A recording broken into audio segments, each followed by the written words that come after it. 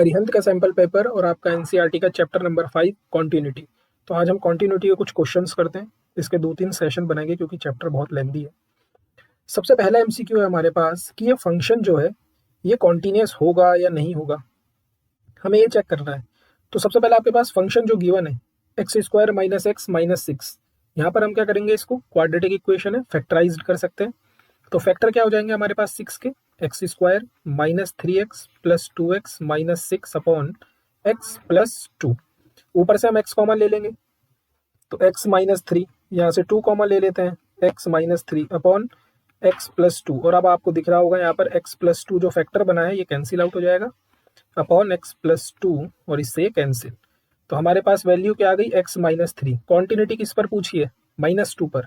तो -2 पर ये क्या वैल्यू देगा, -2 - 3 मीन्स -5। तो लिमिटिंग वैल्यू ये है और फंक्शनल वैल्यू ये गिवन है, तो दोनों वैल्यूज आपस में इक्वल है, तो ये फंक्शन कॉन्टिन्यूअस है। नेक्स्ट क्वेश्चन, जब x की वैल्यू 0 नहीं है तब हमारे पास जो फंक्शन है वो फंक्शन क्या गिवन है, 1। और जब x की वैल्यू 0 है तब हमारे पास फंक्शन क्या गिवन है, 2। तो कह रहा है क्या ये function continuous, this function is not continuous eight.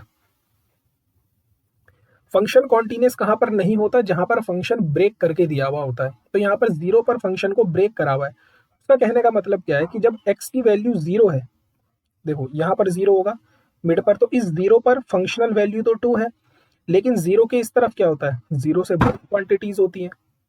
0 के इस तरफ क्या होता है, 0 से बड़ी क्वांटिटीज होती हैं, और 0 के इस तरफ लेफ्ट हैंड साइड में क्या होता है, 0 से छोटी क्वांटिटी होती है। ध्यान से देखो, 0 के राइट हैंड साइड पर कहीं भी वैल्यू 0 नहीं होती है, ना ही 0 के लेफ्ट हैंड साइड पर। तो वही इसने बात बोली है कि जब x की वैल्यू 0 नहीं है तो फंक्शन हमेशा 1 है, मतलब लेफ्ट हैंड साइड में भी फंक्शन 1 और राइट हैंड साइड में भी फंक्शन 1। तो यहाँ पर लेफ्ट हैंड लिमिट और राइट हैंड लिमिट दोनों एग्जिस्ट कर रही है, 1 है, लेकिन ये फंक्शनल वैल्यू के इक्वल नहीं है। फंक्शनल वैल्यू कितनी है, 2। So this function is not continuous at x = 2। Question number 5 क्या कह रहा है कि इस फंक्शन की डिसकॉन्टिन्यूटी, अगेन फंक्शन डिसकॉन्टिन्यूअस कहां पर बनेगा, जहां पर फंक्शन ब्रेक है। अगर यहाँ पर कॉन्टिन्यूअस बन गया तो हर जगह कॉन्टिन्यूअस। अगर डिसकॉन्टिन्यूटी फंक्शन ने अपनी दिखानी है तो वो हमेशा यहीं पर दिखाएगा जहां पर फंक्शन ब्रेक है, ठीक है ना। तो हम क्या करेंगे, कॉन्टिन्यूटी का लेक्चर हमने करा हुआ है। फंक्शन ब्रेक है कितने पॉइंटों पर, एक ही पॉइंट पर, तो 2 लिख लिया हमने। अब ये क्या है, x की वैल्यू 2 से बड़ी है ना, x इज ग्रेटर देन 2। सो 2 से बड़ी वैल्यूज इस तरफ होंगी राइट हैंड साइड पे, इस तरफ हमारे पास फंक्शन है 2x - 3, और इस तरफ 2 से छोटी वैल्यूज होंगी। सो 2 से छोटी वैल्यूज के लिए x इज लेस देन 2 के लिए फंक्शन कितना है, 2x + 3। तो यहाँ पर x की जगह 2 पुट करो क्योंकि 2 पर हमें चेक करना है। सो 2 2 ज़ा 4 और 3 7, और यहाँ पर 2 2 ज़ा 4 - 3 1। These are not equal, so function is not continuous at x = 2। अगला क्वेश्चन नंबर 2 क्या कह रहा है कि ये फंक्शन है हमारे पास x sin 1/x। बहुत इंपॉर्टेंट क्वेश्चन है, बहुत ज्यादा इंपॉर्टेंट, आपकी एनसीईआरटी का ही है। x sin 1/x when x is not equal to 0 and it is 0 when x = 0। तो ये पूछ रहा है कि फंक्शन कॉन्टिन्यूअस होगा, डिफाइन होगा, नहीं होगा। तो इस क्वेश्चन को करते हैं। क्वेश्चन नंबर हम 2 करते हैं। देखो, जब आप इसकी लिमिट फाइंड आउट करोगे, limit x tends to 0 x sin 1/x, तो यहाँ पर ध्यान से देखो, यहाँ पर प्रोडक्ट लगा हुआ है ना x और sin 1/x का, तो लिमिट क्या होती है, डिस्ट्रीब्यूट हो जाती है दोनों में। सो ये क्या हो जाएगा, limit x tends to 0 x into limit x tends to 0 sin 1/x। अब यहाँ पर sin 1/x हो या फिर cos 1/x हो, दोनों के लिए सेम बात होगी जब x 0 पे टेंड करेगा। अब आपको थोड़ा डिटेल में अगर समझना है तो ध्यान से देखो, when x tends to 0, x कहाँ जा रहा है, 0 पे जा रहा है। तो जब x की वैल्यू 0 होगी तो 1/x क्या होगा, इन्फिनिटी। ये बात क्लियर है। जब x की वैल्यू 0 होगी तो 1/x क्या होगा, इन्फिनिटी, क्योंकि 1/0 क्या होता है, इन्फिनिटी। और यहाँ पर 1/x के पीछे साइन है या फिर 1/x के पीछे कॉस है, मतलब ये क्या है, cos 1/x या फिर sin 1/x, means cos infinity या फिर sin इन्फिनिटी। और cos इन्फिनिटी और sin इन्फिनिटी जो होता है वो 1 और -1 के बीच ऑसिलेट करता है, आप ये कह सकते हो। या फिर sin फंक्शन और cos फंक्शन बाउंडेड होते हैं, ठीक है। तो आप दोनों में से कोई भी बात कह सकते हो कि ये ऑसिलेट करेगा बिटवीन 1 एंड -1। तो यहाँ पर देखो, इसकी वैल्यू तो 0 हो गई, into oscillating between 1 and -1, oscillate करता रहेगा अपनी वैल्यूज के बीच। तो 0 की मल्टीप्लाई आप किसी से भी करवाओ, आपको क्या मिलेगा, हमेशा 0 मिलेगा। यहाँ पर मेन पर्पस था इस चीज का, ठीक है ना। तो यहाँ पर वैल्यू क्या आ गई लिमिट की, 0, और फंक्शनल वैल्यू भी क्या गिवन है, हमें 0 ही गिवन है। So yes this function is continuous, ये फंक्शन क्या है, कॉन्टिन्यूअस है। लेकिन अगर एग्जाम में आपके पास क्वेश्चन में यहाँ पर x नहीं होता तो यहाँ पर प्रॉब्लम क्रिएट हो जाती। कैसे?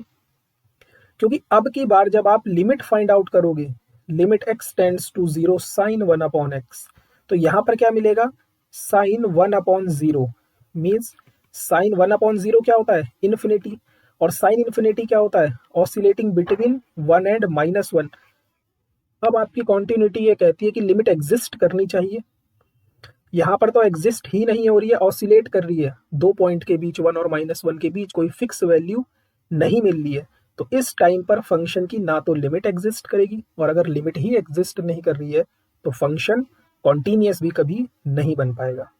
ठीक, तो यहाँ पर इसका कौन सा ऑप्शन सही हो जाएगा, सी ऑप्शन सही हो जाएगा। नेक्स्ट क्वेश्चन की तरफ चलते हैं। क्वेश्चन नंबर 6 दिख रहा है आपको, यहाँ पर इस 4 को क्या लिखेंगे हम, 2 का square. So a square minus b square का यहाँ पर फॉर्मूला अप्लाई कर देते हैं, क्या हो जाएगा, ए माइनस बी, ए प्लस बी अपॉन, यहाँ से देखो, यहाँ से क्या एक्स कॉमन आ रहा है, तो यहाँ पर हो जाएगा आपका 4 माइनस एक्स स्क्वायर।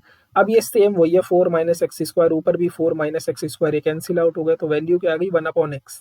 तो उसने पूछा this function is discontinuous at only 1 point. Yes, क्यों, देखो 1 अपॉन एक्स, अपनी कॉन्टिन्यूटी छोड़ो, ये फंक्शन x इक्वल टू 0 पे कभी डिफाइंड ही नहीं होगा, क्योंकि जैसे ही आप x की जगह 0 पुट करोगे 1 अपॉन एक्स क्या मिल जाएगा, इन्फिनिटी, और इन्फिनिटी हमें नहीं पता क्या है ना। इन्फिनिटी की डेफिनेशन क्या है कि वो लार्जेस्ट नंबर जिस तक हम कभी पहुंच नहीं सकते। तो यहाँ पर फंक्शन डिफाइंड ही नहीं है 0 पर, तो जब डिफाइंड नहीं है तो कॉन्टिन्यूटी की तो बात बहुत दूर की है। सो ये ऑप्शन बिल्कुल करेक्ट है।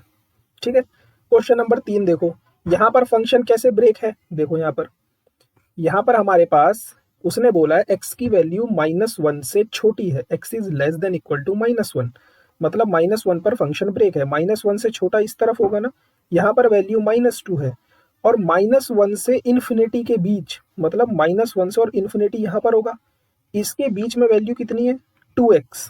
तो क्या कह रहा है वो कि not continuous at x equal to 1। देखो कॉन्टिन्यूटी की बात मैंने आपको कहा था कि ना, कि अगर कोई फंक्शन डिसकॉन्टिन्यूअस है तो जहां पर फंक्शन ब्रेक हो रखा है वहीं पर होगा। आप यहाँ ध्यान से देखो, यहाँ पर जैसे ही आप -1 पुट करोगे x की जगह, यहाँ x तो है ही नहीं, तो -1 आप पुट नहीं करोगे तो इसकी वैल्यू एज इट इज -2 आ जाएगी। लेकिन जैसे ही आप यहाँ पर x की जगह -1 पुट करोगे तो आपको क्या मिलेगा, -2 ही मिल जाएगा। क्लियर है, और ये दोनों वैल्यूज आपस में इक्वल है, मतलब फंक्शन जहां पर ब्रेक हो रखा था वहां पर फंक्शन की लेफ्ट हैंड लिमिट और राइट हैंड लिमिट इक्वल है। तो बस अब आपको और जगह चेक करने की जरूरत नहीं है, इसका मतलब फंक्शन हर जगह कॉन्टिन्यूअस होगा। So this is continuous at R, पूरे रियल नंबर पे ये फंक्शन कॉन्टिन्यूअस है। देखो ऐसे क्वेश्चंस आपको बहुत देखने के लिए मिलेंगे, बहुत।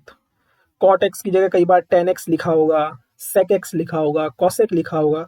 तो यहाँ पर 11th की थोड़ी एल्गोरिथम काम आएगी, वहां पर आपने ट्रिग्नोमेट्रिकल फंक्शंस पढ़े थे। तो यहाँ पर हमें क्या करना है, देखो यहाँ पर फंक्शन आपके पास क्या गिवन है, कॉट एक्स, क्या गिवन है, कॉट एक्स। कॉट क्या होता है, cos x upon sine x. देखो हमें पता है कि अगर समथिंग अपॉन 0 बन जाए तो वो इन्फिनिटी हो जाता है। तो हम ऐसी फंक्शंस को, ऐसे फंक्शंस जहां पर हमारा हर या फिर डिनोमिनेटर 0 बनता है, उसको 0 बनने से हम रोकते हैं। ठीक है, 0 बनने से रोकते हैं। यहाँ पर जो साइन एक्स है, इस साइन एक्स को हम 0 नहीं बनने देंगे, क्योंकि अगर साइन एक्स 0 बन गया तो कॉस एक्स अपॉन 0 इन्फिनिटी बन जाएगा, फंक्शन डिफाइंड नहीं होगा। तो उसने पूछा है कि ये फंक्शन डिसकॉन्टिन्यूअस कहाँ पर होगा, तो ये फंक्शन एग्जैक्टली उन्हीं पॉइंटों पर डिसकॉन्टिन्यूअस होगा जहां पर ये फंक्शन डिफाइंड नहीं है। डिफाइंड ना बोलने का मतलब क्या है, कि जहां पर साइन एक्स क्या हो जाए, 0 हो जाए। क्लियर है ना, क्योंकि अगर साइन एक्स 0 हो जाएगा तो कुछ भी अपॉन 0 क्या मिलेगा, इन्फिनिटी मिलेगा। ये बात क्लियर है। अब साइन 0 कहां पर होता है, साइन 0 कहां पर होता है, एन पाई के मल्टीपल पर। आपको ग्राफ बताया था मैंने, ये साइन एक्स का ग्राफ होता है। तो यहाँ पर 0 पर वैल्यू 0 होती है, फिर जहां जहां पर कट करता है ये, वो क्या होता है, पाई के मल्टीपल। तो ये क्या है, integer multiple of pi, integral multiple of pi. तो साइन 0 कहाँ कहाँ पर होता है, इंटीग्रल मल्टीपल ऑफ पाई। तो ये फंक्शन डिसकॉन्टिन्यूअस कहाँ कहाँ पर है, एन पाई पर। क्लियर है? ठीक। नेक्स्ट हम क्वेश्चन नंबर 11 की तरफ चलते हैं। x plus mod x is continuous. देखो मॉड अपना बिहेवियर कैसे चेंज करता है। मॉड एक्स का बिहेवियर क्या होता है, हमने नंबर लाइन सिस्टम में पढ़ा था जहां पर कॉन्टिन्यूटी पढ़ी थी कि जीरो के राइट हैंड साइड में ये x होता है और जीरो के लेफ्ट हैंड साइड में ये माइनस एक्स होता है। अब उसने आपसे फंक्शन बोला है x प्लस मॉड एक्स, तो इस x का तो कोई रोल है नहीं यहाँ वैसे, यहाँ पर मेन चीज है मॉड, तो मॉड जीरो के इस तरफ ये मॉड एक्स एक्स होगा, लेकिन साथ में इसके प्लस एक्स भी तो गिवन है। सिमिलर यहाँ पर ये मॉड जो है ये माइनस एक्स खुलेगा इस तरफ, लेकिन साथ में इसके एक्स भी तो है। यहाँ पर एक्स से एक्स कैंसिल, वैल्यू क्या आ गई 0, और यहाँ पर वैल्यू क्या आ गई 2x।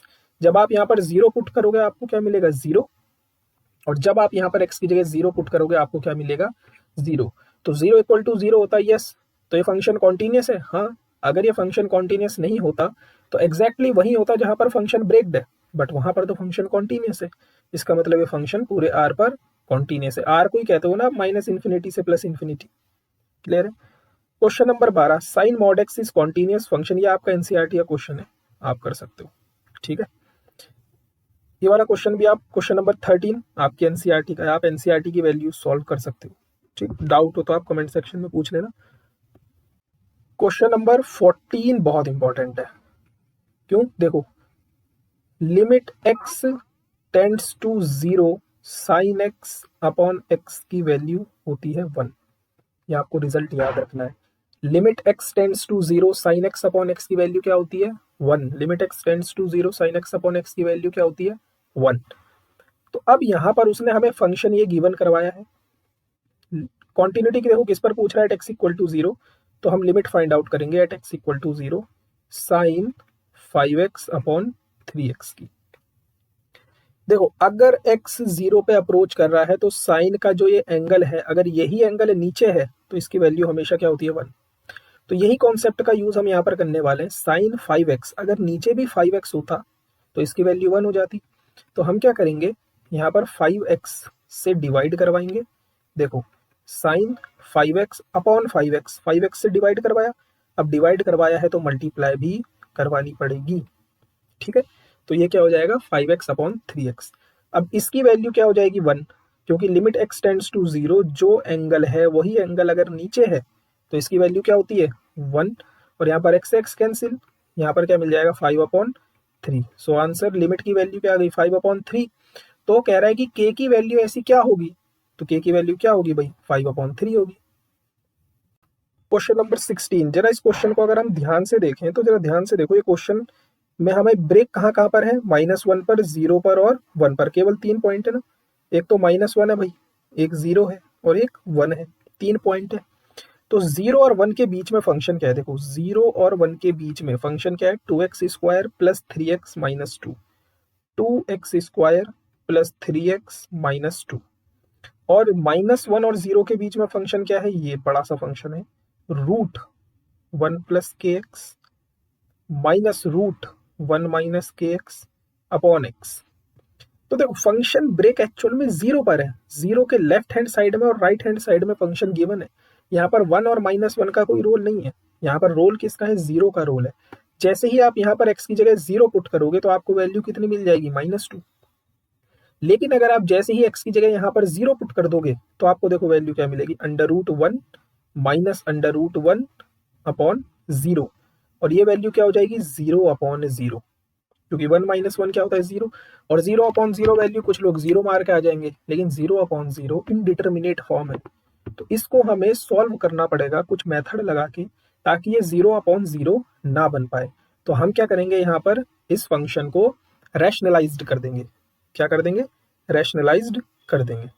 ठीक है, तो यहाँ पर रैशनलाइज्ड करो, क्या करेंगे √1 प्लस के एक्स माइनस √1 माइनस के एक्स अपॉन एक्स, √1 प्लस के एक्स और साइन चेंज कर दिया, प्लस √1 माइनस के एक्स अपॉन सेम थिंग नीचे √1 प्लस के एक्स प्लस √1 माइनस के एक्स।